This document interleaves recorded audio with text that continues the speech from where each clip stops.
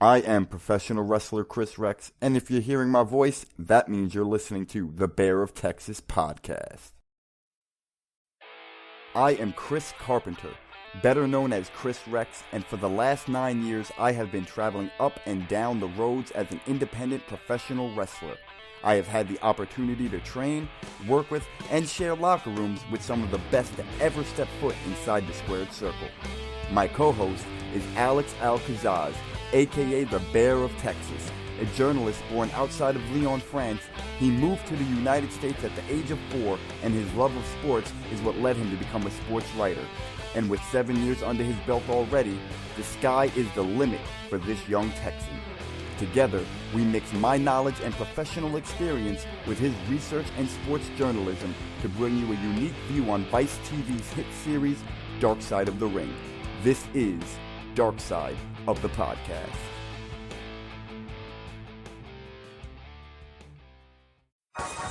Owen James Hart, born May 7, 1965, one of the most athletically gifted wrestlers to step inside of a professional wrestling ring.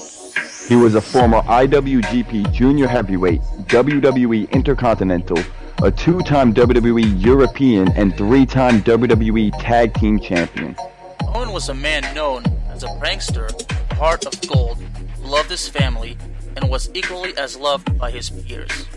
His life tragically came to an end on May 23, 1999, after a stunt went horribly wrong during a live pay-per-view while working for the WWE, then known as the World Wrestling Federation.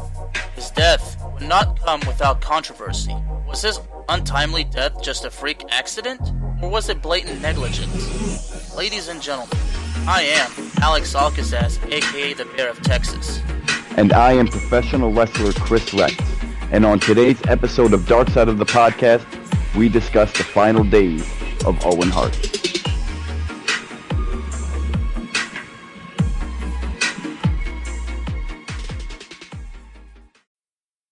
Kris, this ride only got better and better and better, but once it reached the point of Owen Hart, it could not have gone any better.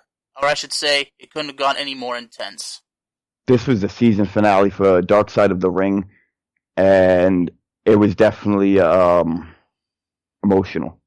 I mean, like we were saying, previously, before we started recording, Owen Hart was the first wrestler. Like, my first memory of professional wrestling was popping in a VHS tape and seeing Owen Hart make his entrance and watching an Owen Hart match.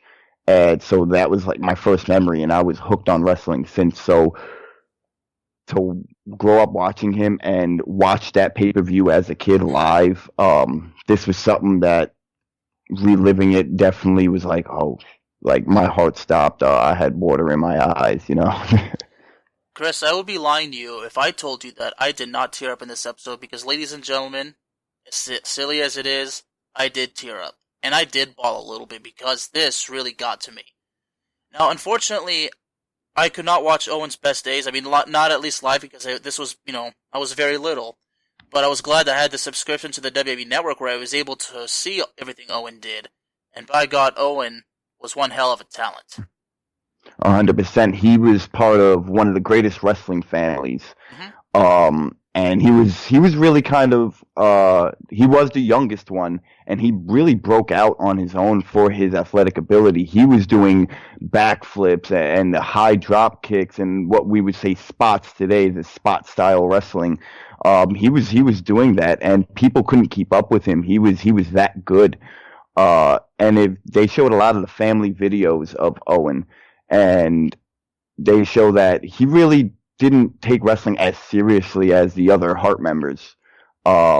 He pretty much just wanted to be with his family. His goal wasn't to keep wrestling. It was to make enough money to take care of his family so that he can be home with his family.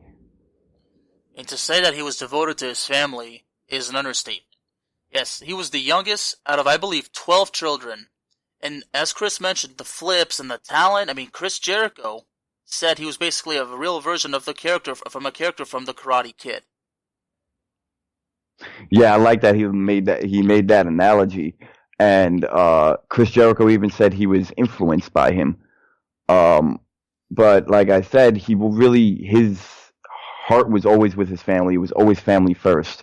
His son had told a story where one day he had a booking and he canceled the booking because every year him and his son would go to this train show, this model train show, and the booking happened to interfere with that, and he rescheduled the booking just so he can be with his son. And that really is a testament to the man he was. It was always family first for him. And a lot of times in the wrestling business, it's really not like that. Sometimes you can't be with your family, and he made damn well sure he was going to be with his son that day.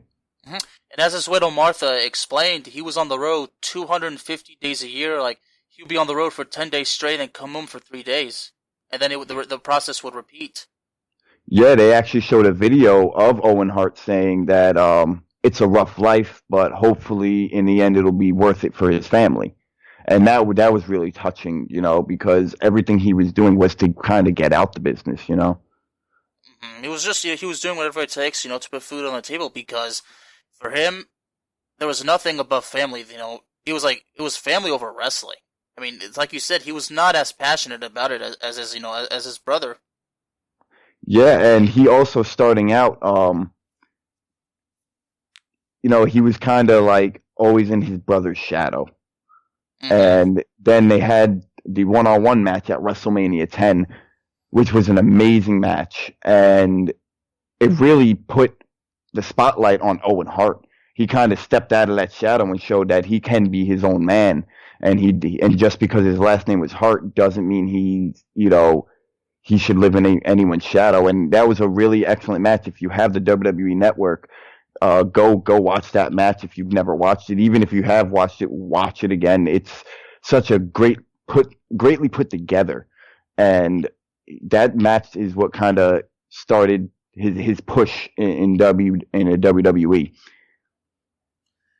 And what's so amazing, as Jim Ross explained, that Bret was willing to put his brother over. Like, Bret wanted Owen to succeed as well.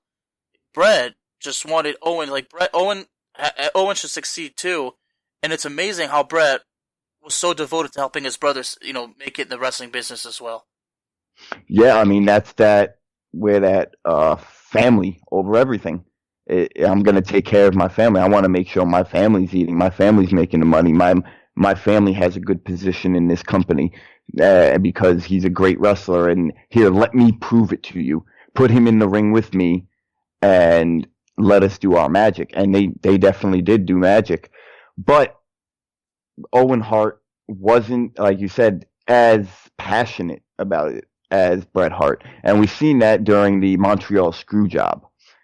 When he was part of the Hart Foundation, and Bret Hart pretty much got screwed out of the WWF Championship at Survivor Series, and Bret Hart was flipping out, and Owen Hart comes down to the ring and talks to him and tells him, it's not worth it, man, whatever, it's over, like, forget about it. And that just goes to show, like, Owen Hart was just like, you know what, they did what they did, what are we going to do about it now? Like, don't get all frustrated and lose your mind and ruin your life over it, And many people may argue that he said that because he doesn't know what it's like to be in Bret's shoes, but at the same time, he was just trying to comfort his brother and say, look, just get over it, man. It's all right. Yeah, for him, it's just wrestling, man. It's just wrestling. When Bret Hart, like we were talking about with earlier episodes with egos and things like that, Owen Hart didn't have one. He didn't, he was able to take himself out of being Owen Hart the wrestler. And sometimes, and Bret really, he believed in his abilities and himself maybe a little bit too much. And definitely more than Owen did himself. So, and we seen that during the Montreal Screwjob. So that just, again, goes to show, like, he was really just there to make money and put on good matches. So yeah, like we said, at the end of the day, it was just all about supporting his family. I want to go through Owen's career, like when he arrived in the WWF, it was in 1988. He was only 23 years old, and basically during that time, um, Brett was beginning to embark on a singles career. So when they bring him in, Owen actually teams up with Jim the Anvil Neidhart, and they form this tag team, what's known as the New Foundation. Now, this goes certainly well, but now we get to 1993, and that's where Owen's career is really beginning to peak because he's portrayed as the jealous younger brother of Bret Hart, and that ultimately culminates into a feud with Bret, and then that match at WrestleMania 10, just like you mentioned. So I want to hear your thoughts, Chris. How do you think the whole feud with Bret Hart went, in your opinion? I think it was perfect. I mean, it was such a real story, you know, because even though it was a story and they were playing their characters, there's always going to be that sibling rivalry. There had to be some, you know, and you get to show that a little bit now because it's okay now. Okay, let's just put that in the story, get that out there, and I'm sure that helped their relationship too. Mm-hmm. Being able to get that out there, even if it's as a character, there's always going to be some real feelings in a promo. There's always going to be some. There has to be a real feeling there, or else people don't believe it. You know, people don't buy into it if they can tell it's fake and it's not coming from your heart. You know, so when he talks about he's tired of being in the shadows and he doesn't want to be the baby brother anymore. You know, I'm sure there was a little bit of realism into that and the chemistry together in the ring. Like even if they weren't brothers, and they were in that match and they did that match, and that feud, the whole way they built it up. It was perfectly done. It told the story with two great wrestlers who stole the show at WrestleMania 10. Oh, absolutely. And I like how you mentioned the way it started because it started at the 1994 Royal Rumble. Bret and Owen Hart were teaming. They were challenging the Quebecers for the WWF Tag Team Championship. And obviously, during the match, Bret Hart, you know, kayfabe injured his knee, and we remember if you've seen the match, like he couldn't make a tag to Owen.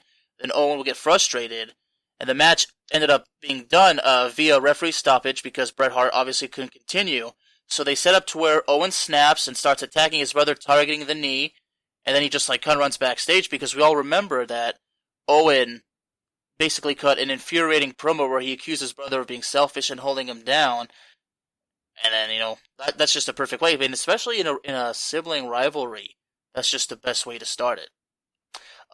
So shortly after WrestleMania 10, and you know, I should mention that Owen Hart, I mean, the way the match ended was a clean pin. Like, they didn't script Owen to use, like, cheating tactics. Like, he beat his brother fair and square. Cleanly in the ring. And that's a better way to get him. That's just a much better way to get him over. And shortly after that, Owen wins the 1994 King of the Ring tournament. Yeah, he became King of the Ring, so he really started to go on the rise.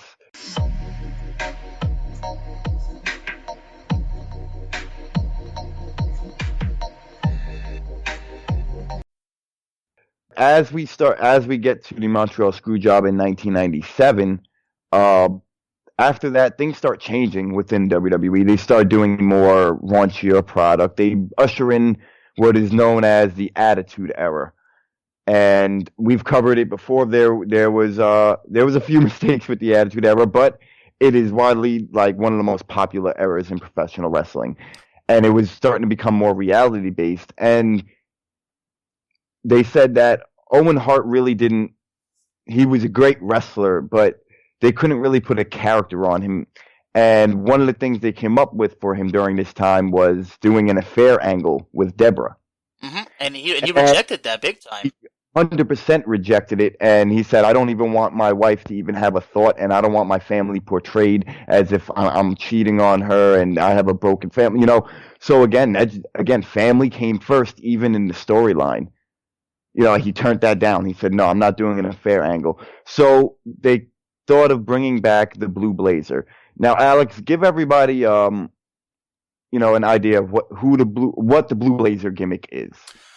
Well, basically, like, it was a superhero sort of gimmick. I mean, you know, the cape, the mask.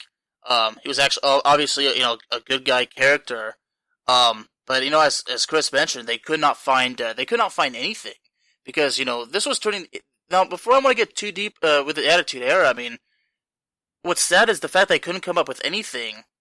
Is because previously Owen had was teaming with the British Bulldog and Yokozuna, which turned out great. So the fact that they go from that he's doing great, and then they come to the point where they can't do anything. Jim Ross actually said, and I quote, "It was totally not only unacceptable, but Jim Ross found that humiliating." And 100%. One of the best workers. One of the best workers, and you don't have anything for him. I mean, let him be Owen Hart. That's what got him to the dance, right? Mm-hmm. That's what got to the dance, and stick with your guns, man. Everybody knew who Owen Hart was at that time, but they decided to go with the Blue Blazer gimmick, which he had previously done in his first run in WWE, I believe. And they wanted to bring back this gimmick, but more as a joke. Yes, as more like everybody knows who's under the mask, but let's play it off like it's not. And Martha Hart, his wife, had said that it was pretty much done as a spoof to Sting, because Sting would come in from the rafters. So they had the idea of having him start coming in from the rafters, and he'll flop, or they'll take his mask off, and it's Owen Hart. So it was kind of a comedy gimmick. Well, let me go ahead and further describe it, because I didn't get to that. So I'm going to go ahead and describe it. Well, unlike the first one of the character, the Blazer was actually portrayed as an overbearing, self-righteous heel who treated the WWF with disdain and hatred. And it basically, yes, you're right. It was just comical. And the fact, just to make fun of Sting, come down to the ring. I mean, there was also an angle where he was like stuck. Yeah, and they couldn't get him out the harness. And then Steve Blackman, unmasked him and then exposed the identity. I mean, it's like, wow. I mean, and they come up they have no good ideas, and then they give him a comedy character. I'm like, I would have asked him, like, are they literally trying to ruin this guy? Are they really trying to make a joke out of the legacy of the Hart family? I mean, what the hell's wrong with these guys? And Owen Hart was, he was okay with it. He was doing something funny that wasn't, hurting his family. And they had the ideas to start, bringing him in from the rafters on a rig. Well, the first time they did, the rigging company that they used was a Class A rigging company. They had worked for pretty much every top production company. So WWE was in good hands. Owen Hart was in good hands with this, and everything went fine. On May 23rd, 1999, WWE, WWF at the time, had a pay-per-view called Over the Edge. And he was set to Blue Blazer was set to go against The Godfather. And they were going to have Blue Blazer coming from the rafters. Now, prior to this about a week, I believe they said, they had wrote this in, and they needed measurements from Owen, so they called his wife, and his wife said, well, you were just with him, why didn't you ask him then? And they said they just wrote it in. So this was a last-minute thing to have him come flying in from the rafters. And she, like any worried wife would, she asked, well, who's going to do the rigging? She wants to know what's going to happen with her husband. And she was promised that it would be a professional rigging company, and that Owen would be in safe hands, and that the company would go with the absolute best. Owen Hart that day, as he arrived to the arena that day, he seemed to not want to do it. Well, it was mentioned that he had a fear of heights. I mean, because we all remember when Jim Ross was talking. I mean, Jim Ross said to Owen, better you than me, but Jim Ross, speculates, that Owen had to do it. I mean, there was no stunt double, and since it was pay-per-view, I mean, when it comes to performing on pay-per-view, there's no room for error. And, not only that, but the fact that they rushed the idea, that it was like a last-minute change. I mean, the whole situation, that's where the whole mess begins. It was rushed, and, Owen didn't want to do it, and it's like, I mean, my head's spinning right now. Yeah, so as they play a promo, that was filmed earlier in the day from Blue Blazer, Owen Hart Blue Blazer, as they're getting him rigged up. Now, they had practiced this before, in the day, and everything went fine. And he's getting ready. All of a sudden, they get back, and they're getting Owen Hart set up. And it seems like I remember watching as a kid. It seemed like they were kind of taking their time, so you knew something was going to happen, like something big was going to happen. And unfortunately, something went wrong. And instead of flying down to the ring, Owen Hart fell into the ring to his death. 80 feet, ladies and gentlemen. 80 feet. And now, I'm just saying this before we get into what happened. I remember being a kid. I was 8 years old, and I remember watching this pay-per-view. Now, for everyone out there that's never watched it, no, they do not show it. It was never shown on pay-per-view, him falling, or this was happening during a promo. And it was the craziest thing because they came back to Jim Ross, and by the tone in his voice, you knew something was wrong. And I remember being a kid, and it felt like the world stood still because you knew something was wrong. The way he said, I have the unfortunate responsibility of telling you that Owen Hart there's been an accident with Owen Hart. And it's, whoa. It is live on pay-per-view. Like this isn't tape, this is live on pay-per-view. And what I found funny is the way Jim Ross is explaining this is this whole time they're trying to get updates on what's happening. They know Owen Hart fell, and no one knows what's going on. And then they get to Jim Ross, and they're like, we need updates. And Jim Ross is like, I have no updates to give. What am I going to say? You give me the update. And the producer, Kevin Dunn, says, Owen Hart died. And you're back on in 10, 9, 8. And that really kind of pissed me off. And Jim Ross admitted that moment was the hardest and most terrible moment of his career. Of his life. Oh, his life. Yeah. I mean, exactly. Of his life. I mean, I'm so shocked. I mean, I'm like, God, did this really happen? I mean, they're like that. I mean, and I'm surprised Jim Ross said everything and was able to do it the professional way because, he had been an announcer for so long. I mean, I'm not surprised, he's well skilled, and they also mentioned, Jim Cornette mentioned, like, I think as soon as Owen falls, as soon as, like, the whole malfunction happens, Owen Hart screamed, "Look out." And he says because he did not want to hurt anybody. And the referee, Jimmy Corderas, who was supposed to ref the match between the Blue Blazer and the Godfather, said he thought he heard screaming, and then something, like, literally flew right by him. And then he turns around, and what does he see? He sees Owen Hart on the ground, unconscious, and possibly already dead. And then he just starts, signaling to the back, we need EMTs, I mean, this is serious. And then even Jerry Lawler got up. I think this was probably when they were on break, like before they went back on air or something like that.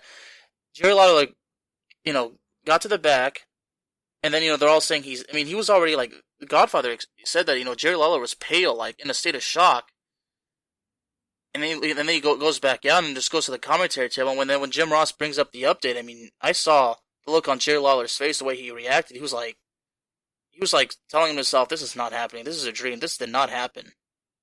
This is not real. It was heavy, man.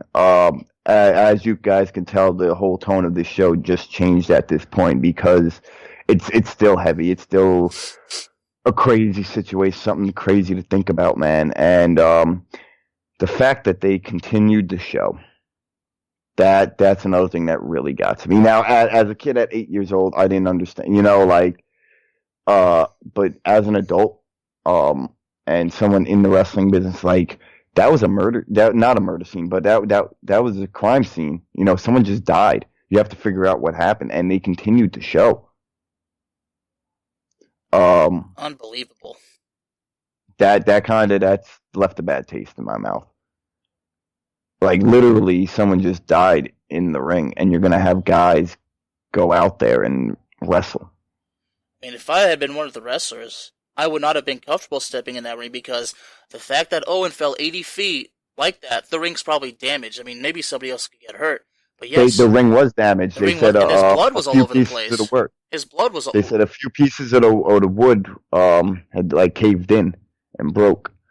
So I mean, and then the call to his wife from Vince McMahon. So Vince McMahon has calls Martha Hart, and she picks up the phone, and it's unknown. It's an unknown caller, and that's usually Owen Hart on the road. So she goes, "Hey, Owen," and Vince McMahon goes, "No, this is Vince McMahon."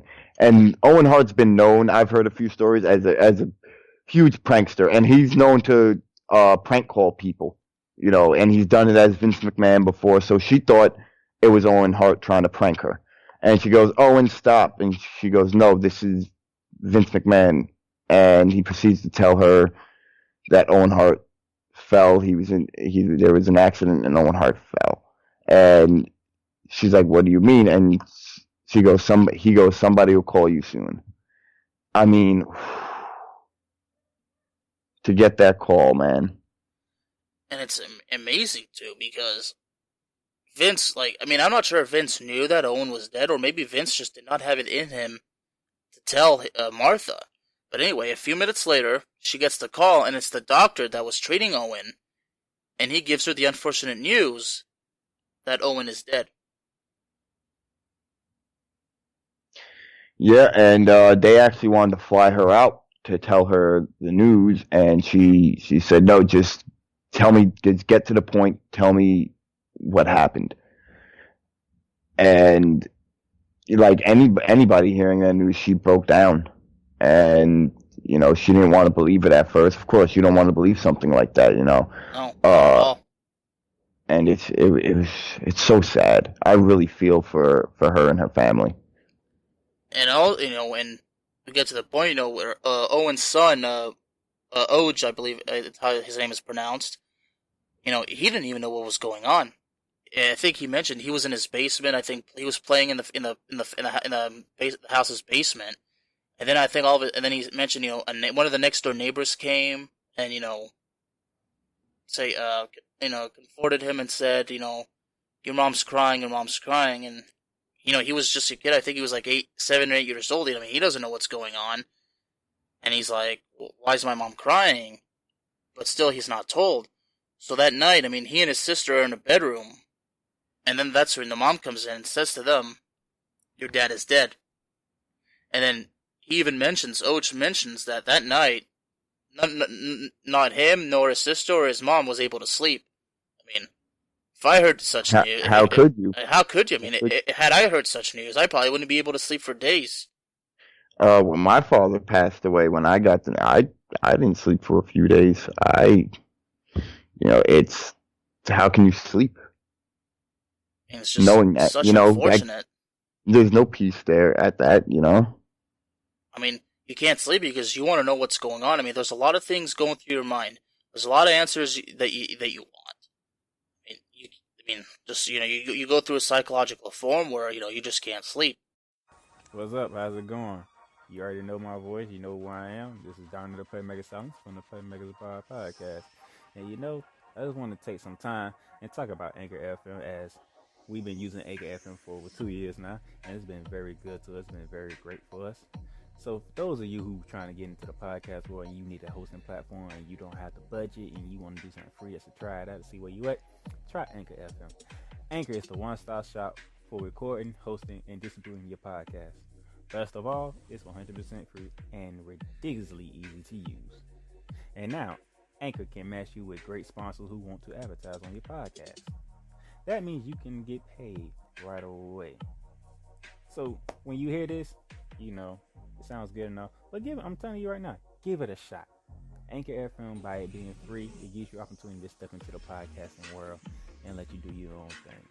So if you want to give it a shot and you want to try to make some money or just do podcasting as a hobby, Go to anchorfm.com/start to get started right away.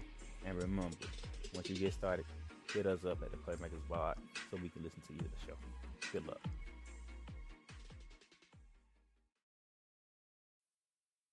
So they get to Kansas City.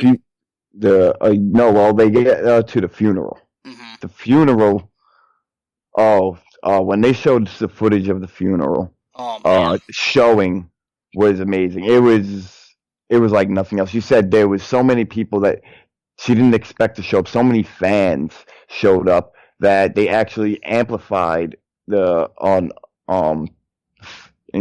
speakers to the outside so everyone can hear, the service. And that's how loved Owen Hart was as a family, as part of his family, as a wrestler, an influence. There was so many people that showed up for him. She said, I believe over 1,000 people showed up. I mean, over 300 wrestlers showed up as well. I mean, right, because Owen was so well acquainted with so many wrestlers that it wasn't just people around the city. It wasn't just, family. I mean, a lot of wrestlers were there too. I've never surprised me. I've been in locker rooms with a few legends that were around during this time, and I've never heard a bad story about Owen Hart. I never heard anyone say they didn't like Owen Hart or they had a problem with Owen Hart. Like he loved everybody, and everybody loved him. He was just the best friend that anybody could have. So it doesn't surprise me that he had so many acquaintances. And it was at the funeral, his wife made a vow that she will get to the bottom of this and find out what happened, because this isn't the end of it. Something went wrong, and she's going to find out. And we're off to the races. She decides she's going to go down and find out for herself what happened. So she went down to the arena. And Alex, walk us through this. Well, they go down to the arena, and they go up to the rafters where Owen was supposed to make the entrance. And not only that, the police are giving her documents. The police are kind of explaining what happened. But she's still not getting the answers she's looking for, because she wants to know what happened. And then she go to a clip, and she mentioned, like, she has these boxes with, with the whole thing, with the rope glider, or whatever you want to call it. She takes us through everything. Like, she has everything from that scene. But she had to go there, like, in that spot where he fell, just to learn exactly what happened. But it wasn't the end there, because the mind was still blank. And then what do we get as a result? Because she's not getting what she's asking for. What does she do, Chris?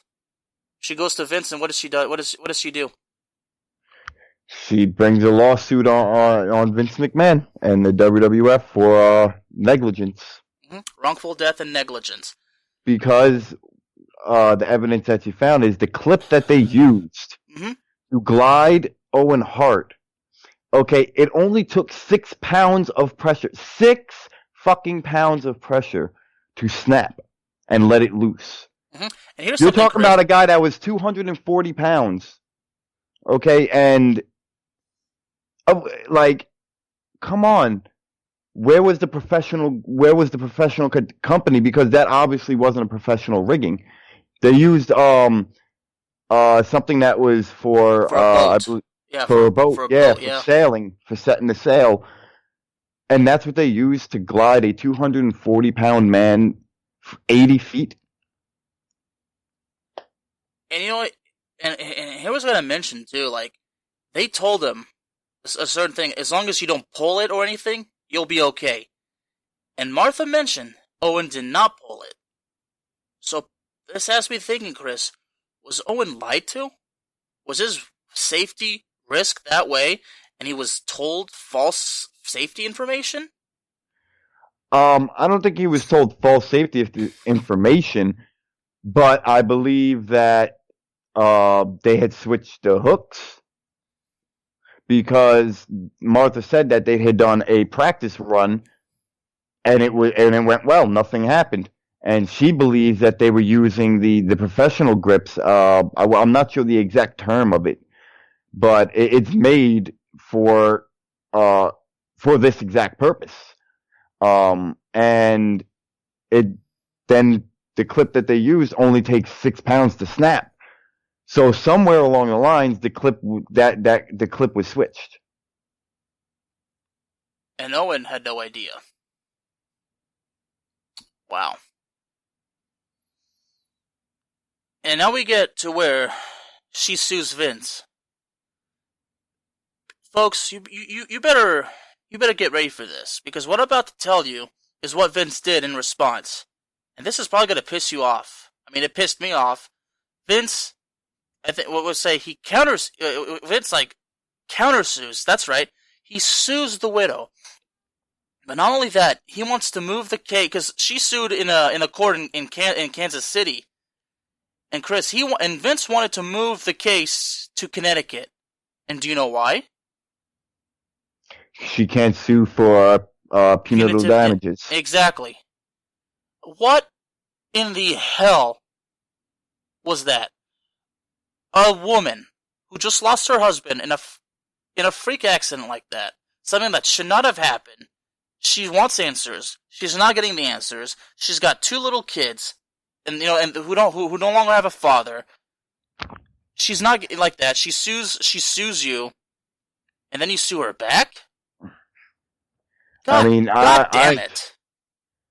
Yeah, that doesn't sit well with me. I mean, she just lost her husband. She's suing you because something went wrong. Something went wrong, and it was pure negligence. And he countersues her. I mean, that definitely doesn't sit right, and it's not a good look on Vince McMahon. Unbelievable.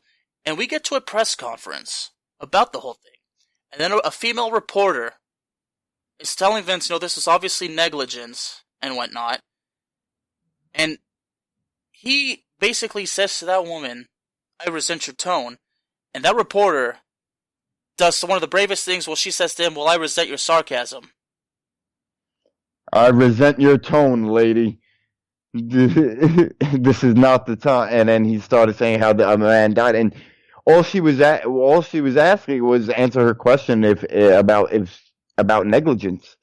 And I think his response to the reporter was, though I'm laughing at it, I think it was just like, again, it was just a bad look, not the right way to handle it. And what's funny is that Vince made a fool out of himself. Because Vince just did not have it in him to just simply answer the question. Yep. Well, so she sues, and here's something else that really amazed me is that much of the Hart family was not in favor of this lawsuit. Because they believed, a few members believed that in the future Vince McMahon would actually take good care of them. I would have lost all my trust in Vince McMahon after that. First he screws Brett. And then he has Owen do this thing that perform this dangerous stunt, and Owen dies. I'm still gonna have some trust in Vince McMahon. I'm still gonna want to work for him. No fucking way, dude. This really hit my heart. How people in your own family just do that to you. Like Martha says, people were stealing her documents and giving it to the defense team. Oh my goodness. I mean, she said, look, you don't have to support me, but please do not work against me, because Martha was not doing this for the money. Not at all. No. She was doing this to fight the honor of her late husband. She was doing what a loving wife does. I mean, she was a widow, for goodness sake. She was a widow that had not gotten the answers surrounding her husband's death. This was all about justice. She was doing this for the kids, too. I mean... Yeah, and it's just really sad, man, because the man wasn't even, really in his prime yet, and think about it, Chris Jericho had mentioned it, though he really wasn't in a good position then, think about the talent that came in within that year. You had Chris Jericho there, you had Eddie Guerrero there, Dean Malenko there, Chris Benoit there, Kurt Angle was there, Taz was going to be there. Think about the matches that could have happened. With Owen Hart and these talents that came in, they would have been some dream matches, man. I think for what you're saying is, I think Owen Hart would have reached the main event status working with those guys. Oh yeah, 100%. And he would have boosted them as well. Because Oh, Owen yeah. Hart was not a selfish guy. You know, he was not like especially in the ring. It was always, how can we make this look good? How can I make my opponent look good? This is a 'Cause if you can situation. make your opponent look good, you're gonna look good. Exactly. And it didn't happen because of a freak accident. I don't know. I think at this point we could say it's 100% It's negligence. And 100% negligence. Yeah, I mean, like we said in the intro, is it a freak accident or a negligence? I think at this point we can say there was definitely negligence, and it has to be negligence because because Vince is just not gonna come. It's just not gonna come clean. He's not. I mean, you know what I mean. This has to tell me this is negligence. If they're not gonna come clean about the whole thing, this whole thing has to go to court for over a year. I mean, yeah, it's definitely negligence. And one thing that a lot of fans have been talking about is the fact that he's not in the WWE Hall of Fame. And I never understood why. I didn't really know all of this, all the info that came out in this Neither did episode. Neither did I didn't know anything. So to hear this, I understand her reasonings. She doesn't want to give WWE the satisfaction of having her husband who died under their supervision, working for them, have the satisfaction of having him in their Hall of Fame. He's in other Hall of Fames. He's in I believe 4 or 5 other Hall of Fames, but not the WWE Hall of Fame. And you have to understand her reasoning. And I totally do.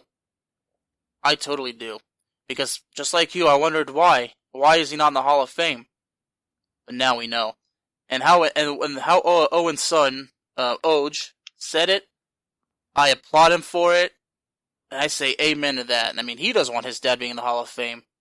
He does not want it. They just don't want their dad's, the dad's name to be associated with a company that's responsible for his death.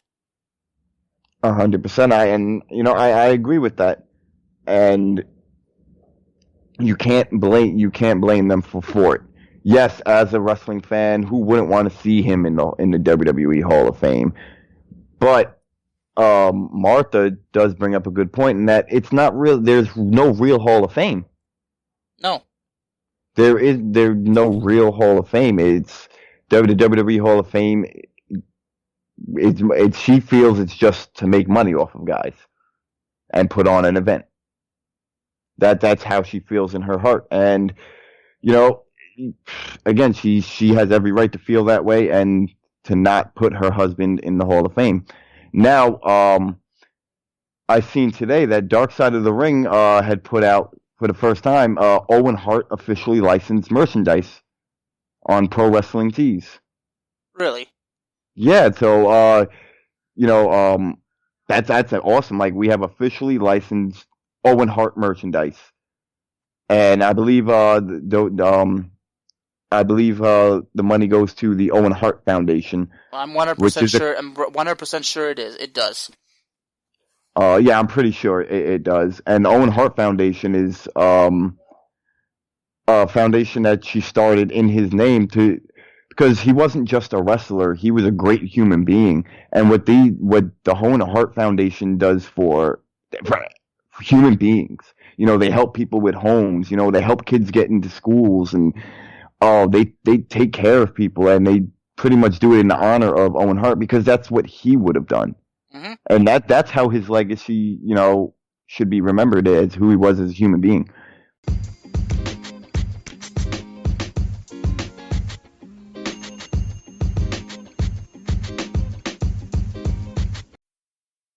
It's just, the whole aftermath of his death. I mean, I'm gonna go over a couple things right here.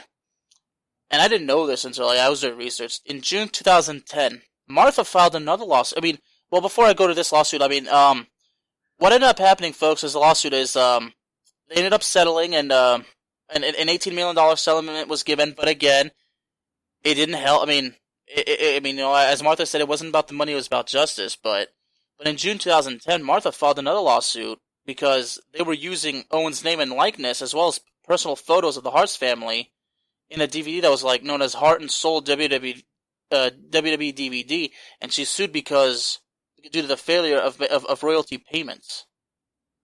But now, unlike the previous lawsuit, Kris, this actually did go to trial. Although it resulted in yet an it was scheduled to go to trial, I should say.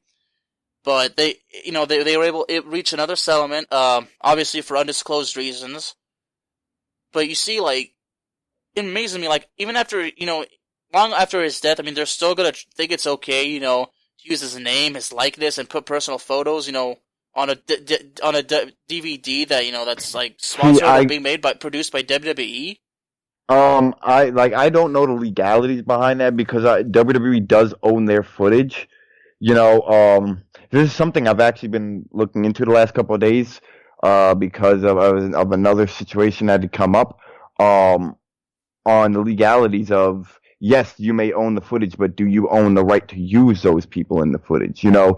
I'm not sure about the legalities on it, man. I mean, whatever it is, I mean, if they settle for Undisclosed amount, as long as the family's taken care of, then fine. But then again, as we mentioned several times, it's not about the money, it's just about justice.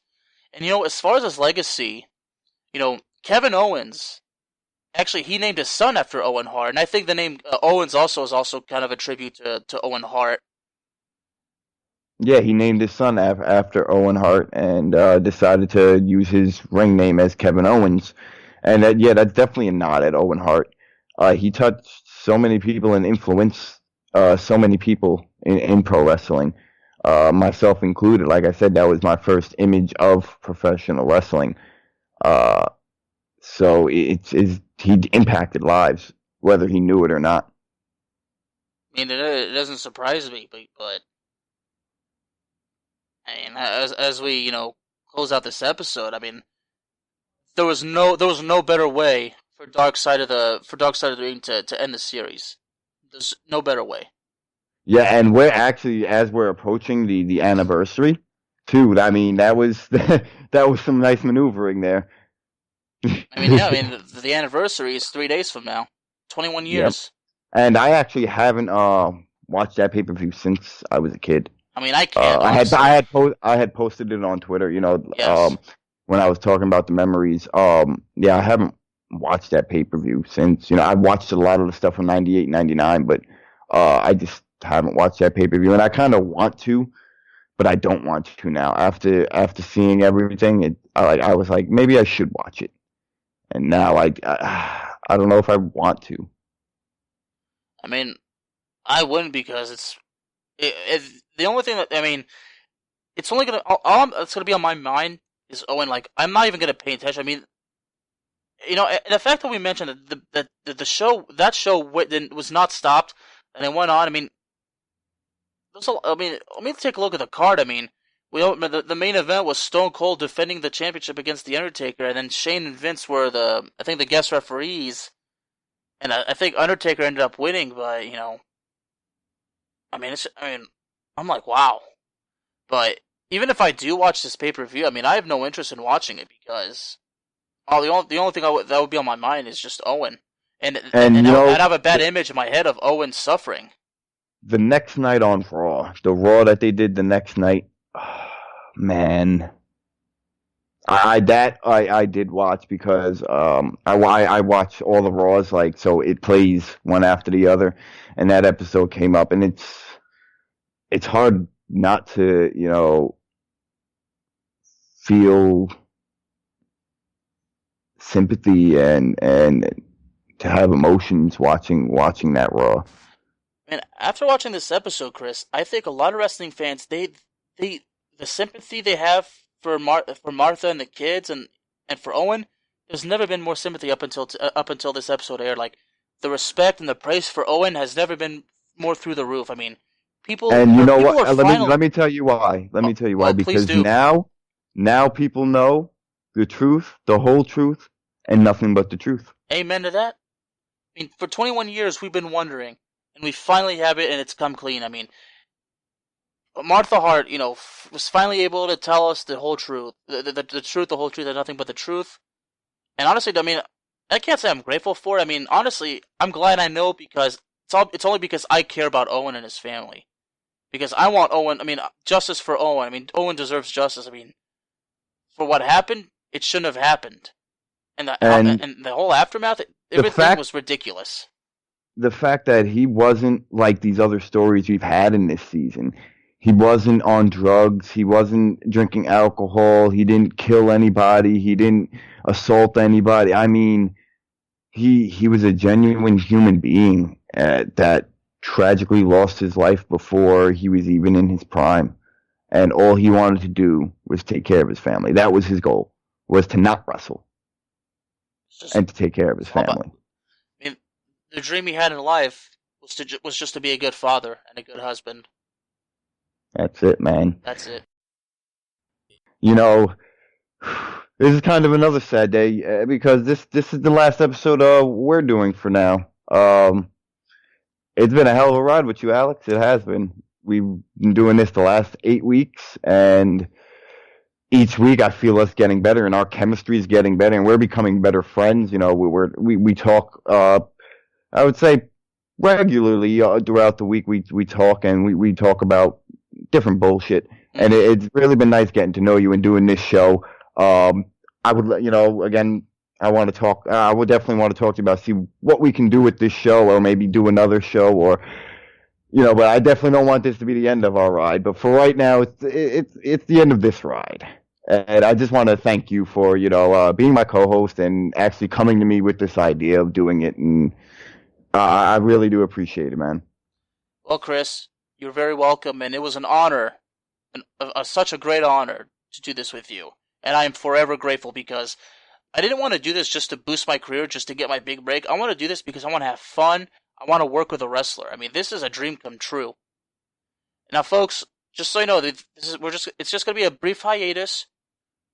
Kris and I will be back. The Dark Side of the Podcast segment of the Bear of Texas podcast will continue. Yeah, and we also do have these bonus episodes that'll be going up. Yes, we do. So there will be a little bit more content, but as far as Dark Side of the Ring, this is the final episode of this season. We're not sure if they're going to do another wrestling season or not, but if they do, you can bet your ass me and Alex will be here. Yes, indeed. Now, folks, before we officially let you go, I want to give another shout out to my man Darnell. First of all, I have to give Darnell a shout out for allowing this opportunity, because his support is honestly what motivated me as well. It was not only you, Kris. I mean, you motivated me. Darnell motivated me. Our listeners, especially Dave, one of our most loyal fan. Yeah, Dave, Dave. When you listen to this, I thank you very, very much. I hope to one day meet you. Maybe I will when all this Corona stuff ends. Thank you very much for listening, and for all you folks who are loyal out there. And for Darnell, he just completed the final episode of The Last Dance. Yeah, that's been a great series, man. It's been a hell of a series. Y'all have to listen to it because Darnell, with his unique basketball knowledge, Darnell really takes you to school. 100%. Yeah, thanks to Darnell. We are on the Playmakers blog here, and we're all kind of like this united family. We have the Bear of Texas podcast, we have the Playmakers blog podcast, and where I'm coming from, Pipe Bomb Radio, Pain Train Productions. So, it's kind of like we kind of have we have our own little separate entities, right? But it's kind of like we forge them all together. It's kind of like Voltron, man, It's to unify our skills all together. It's to build one large fan base. Because it's to keep the content going. Like today we have the Playmakers blog podcast. Today we have the Bear of Texas podcast. Now there's been a fan that was confused. Is it the Dark Side of the Ring podcast or the Bear of Texas? Like, it's the Bear of Texas podcast. The Dark Side of the podcast is kind of a little segment thingy. Like, it's a segment of the podcast. Because the Bear of Texas podcast, I do other subjects. I'll do football talk with my good friend Wiley, a.k.a. the Venomous Stare. So it's just a bunch of different subjects. It's just, to add a little creativity. Yeah, it's more content. It's something different. That's one thing I have to say is this has been different, and it's been awesome, man. It really has. Talking about these stories with you. It has, and I learned so much in this series.